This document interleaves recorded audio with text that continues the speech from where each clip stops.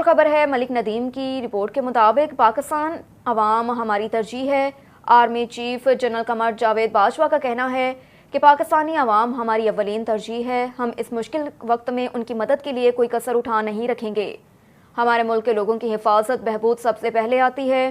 ہم اس وقت تک آرام نہیں کریں گے جب تک کہ سیلاب سے متاثرہ ہر ایک کو نہ صرف پہنچایا جائے بلکہ اس کی بحال نہ ہو جائے، چاہے کتنی ہی کوشش کی ضرورت ہو۔ ISPR کا کہنا ہے کہ army chief general Qamar Javed Bajwa نے بلوچستان کے سیلاب سے متاثرہ علاقوں کا دورہ کیا۔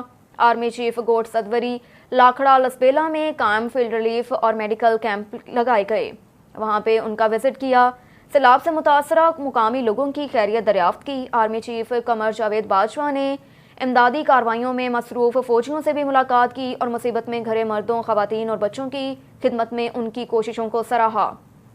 Army chief general Qamar Javed Bajwa نے سیلاب متاثرہ علاقوں میں بچاؤ، راحت اور لوگوں کی بحالی انفراسٹرکچر کے لیے سول انتظامیہ کی مدد کے لیے تمام دستیاب وسائل کو بروئے کار لانے کی ہدایت کی اور کہا کہ ہمیں احکامات کا انتظار کیے بغیر اپنے ضرورت مند بھائیوں بہنوں تک پہنچانا چاہیے، اس قدرتی آفات پر قابو پانے میں ان کی مدد کرنی چاہیے۔ چیف آف آرمی اسٹاف کی ہدایت پر پاکستان آرمی کی طرف سے ملکی سطح پر سیلاب زدگان کی امداد کے لیے ریلیف کیمپوں کا قیام کیا۔ مزید ان کا کہنا ہے کہ کلام میں کافی نقصان ہوا، 2010 کے سیلاب میں بھی یہاں ایسی ہی تباہی ہوئی، ان جگہوں پر دوبارہ تعمیرات کرنے کی اجازت دے کر غفلت کا مظاہرہ کیا گیا، لہٰذا ذمہ داروں کے خلاف کارروائی کی